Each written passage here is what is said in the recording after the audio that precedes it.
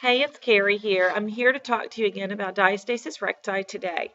But today's focus is more on daily living and on your regular fitness programming, how to modify that so that you're not making the problem worse and so that we're actually getting stronger all over and not exasperating a problem that could be happening. So, before I start with all of that, if you think that you might have diastasis recti, please go back to the diagnosis video. Check to see if you do have a tear in between the two halves of your rectus abdominis. And as a reminder, rectus abdominis goes like this. It is this flat muscle on the front of the core. Okay, so diastasis recti looks like this. It would be an opening in between those two halves, and in between those two halves is a little bit of connective tissue, but it is not a muscle. So when these separate, the danger zone, of course, is right here in the middle, because if we don't try to bring those halves closer together, the result, of course, is core weakness, and it also could be hernia and severe injury. So we want to be careful and try to heal it. So also in some of my previous videos, I've talked about strengthening the core walls. I've talked about splinting, so you'll want to do those things. Getting yourself a splint. I know that Julie Tupler over at Diastasis Rehab sells a great splint. That's the one that I used to use when I had diastasis recti, and I used it all the time, not just during exercise. But in the very least, if you're exercising and doing real intense work, you might want to consider using a splint just to give yourself the security that your abdominal walls are touching or close to touching. We definitely don't want them to get farther apart. That's the opposite of what we're trying to accomplish in exercise. So first, think about your own safety. And then we're going to try to increase your strength and musculature all over without exasperating a problem that could be there. So let's talk about your daily life before we get into exercise. A couple of things I haven't talked about before are your posture and alignment in your regular life that should carry over into your exercise life. Okay, so like I said, we've got this core area here, and we want it to be as firm and flat and together as possible. So in your regular life, in order to do that, you're going to want to be straight up and tall, not pulled in like this, because that will actually open it out that way, okay? And also not out like this. When you do this, that will protrude what's inside of your body out into and through that little opening that I talked about, and that could cause a hernia, could cause them to split wider apart. So to practice that, make sure that you're staying nice and tall, shoulders up, back, and down. And a really important element is the rib tips. So the rib tips, you can feel a little curvature right here in your ribs. If they tend to want to go poking out like that, hold them in. Hold them in and flat, especially during your exercise, because that really pulls that core in and flat. You can feel the difference. Okay, so try it with me. If you breathe and just kind of let them go, right? It feels all flappy. And then you exhale and pull them in and down. It's like, ooh, nice and tight. Right? That's a Pilates philosophy, and it is very true. It makes your core stronger, and it helps in healing. Another element is this part. Okay, so this part, if your hips are not in alignment, then your core is not in alignment either. So just double check and make sure that you're nice and flat, and also double check to make sure that they stay flat when you move one leg or the other. So switching from one leg to the other and keeping your balance a couple of times a day just to make sure that you have that structure, that strength, and that balance helps a lot. And the third thing is your tailbone. So if your tailbone is out like this, that means your belly is out like this. So when you pull this in and you pull that under, your tailbone is down and under like we talked about in yoga and Tai Chi. That's an important element to make the lower back stronger, which then relates to the lower core as well. So keeping those things in mind during your day as you are walking around, as you're sitting, as you're driving, whatever it is that you do, double check those little body alignment things. Okay, now let's go into your exercise. So if you are a regular walker, there really isn't a whole lot that you have to change in your walking style. You really should be able to crank it out and pump it out. Okay, and notice that my body is staying forward and focused. My arms are swinging. I'm not swinging side to side, and I'm not twisting. Okay, so forward and focused and fast should be fine in your walking. If you are taking a boxing class or anything where you have to do twists and turns, your twists are going to want to come from here, not from here. Okay, so here's the difference. This is a punch where I just twisted from here. This is a punch where I just turned my body and I used my hip and I turned my bottom foot. So turn your body when you turn your punches. If you have diastasis recti, when you do a hook, turn your whole body, not just your upper body. That could really bring your core out of alignment if you have diastasis recti and pull it apart. So I'm doing my whole body here, not a lot of twisting movements up here. When we get to abdominals, I'll talk about that as well. Okay, third element I want to talk about is leaving the ground. Anytime that you leave the ground with both feet, whether you realize it or not, you're having to either pull your abdominals in or you're letting them poke out, because it takes abdominal strength and structure to allow yourself to leave the ground. So every time you leave the ground, if you have core stability issues, you need to exhale and pull in and up. Okay, very important. Now, at this stage in your core development, it's probably not the best idea to do a double leg tuck like that. That's a lot of strain on the core. Instead, when you get to that point in your exercise, you could do one leg at a time, keeping one leg on the ground, or if you want a little bit, okay, then you can hop one leg at a time, but double legs is a lot of pressure on the core. Okay, let's talk about anything that's taken down to the floor using plank position.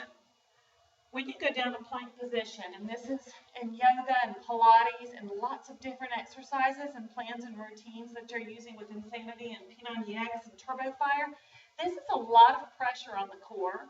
So all of gravity is pulling straight down on the central part of your body, and you can't do anything about that. If your muscles are not together here, then it's pulling straight down from your innards. That's just not safe at this point.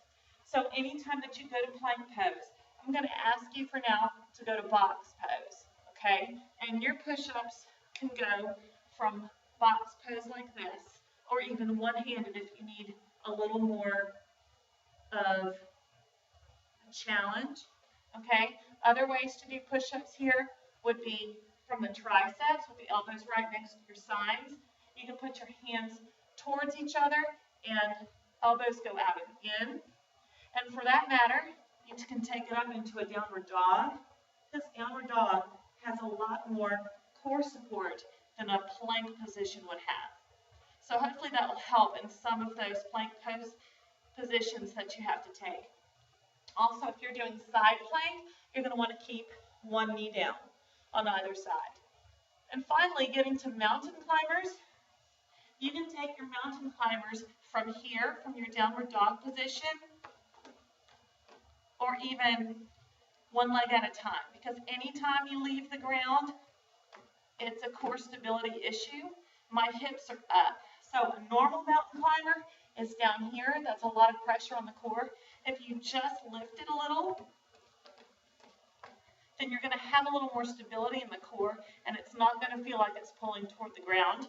The other way to do mountain climbers is from a standing pose, okay, or even you can modify it into a low back lunge. It's not a low lunge. I meant low impact lunge behind you and beside you, okay? You can add a little impact if you want to. So hopefully that will help with some of the exercises that you're doing. Let's talk about abdominals for a second. If you're doing standing abdominals in the program that you're using and they're having you do this kind of movement, I'm going to ask that you stay up nice and straight, not forward, up nice and straight, and you're just focused on this.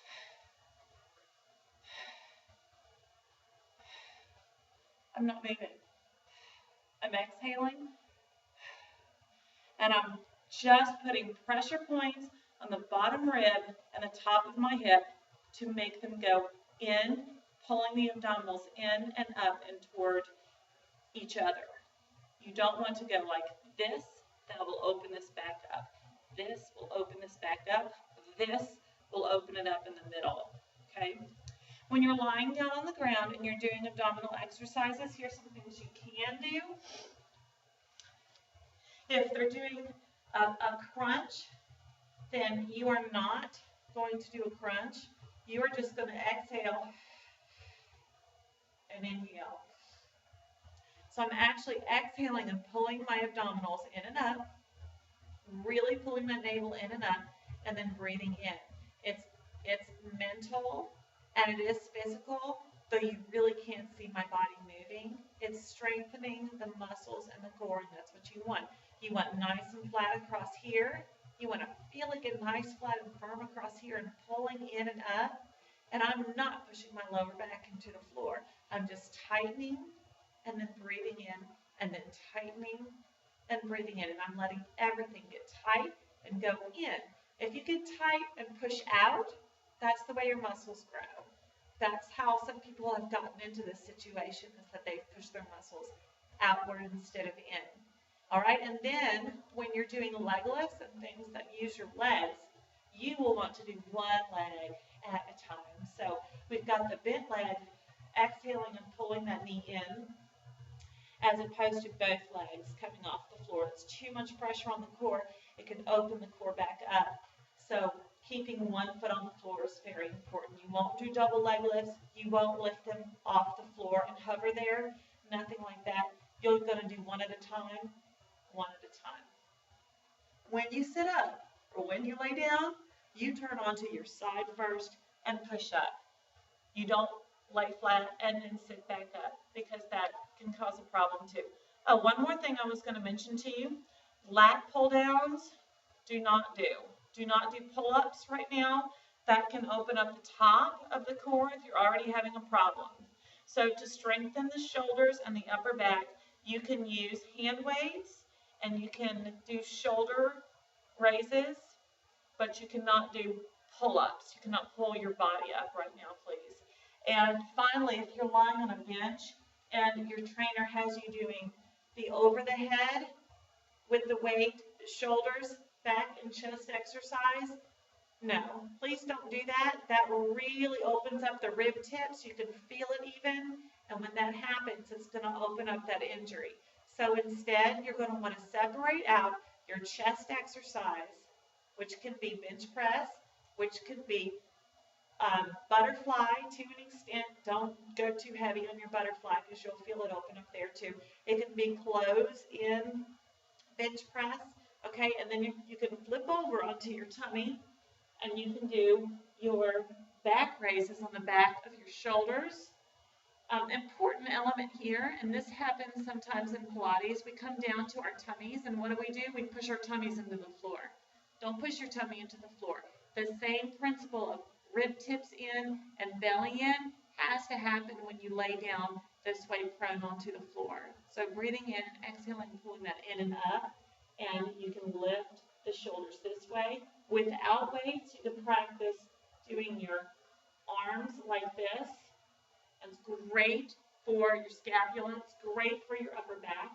Okay, and one more thing, if you want to increase the strength in your lower back, then you can do some rocking movements forward and back, but keep the hands on the floor and keep the core pulled in. Keep it strong in and up. Then you can come up to all fours and flat back, curve back to stretch, flat back, curve back to stretch. Okay, that way you get a nice stretch in that lower back. I hope that helped you. Would you please, if you've watched this video, would you please write a comment below this? Let me know if it helped in any way, what it helped in, and then what exercises you still need some help on. Thank you.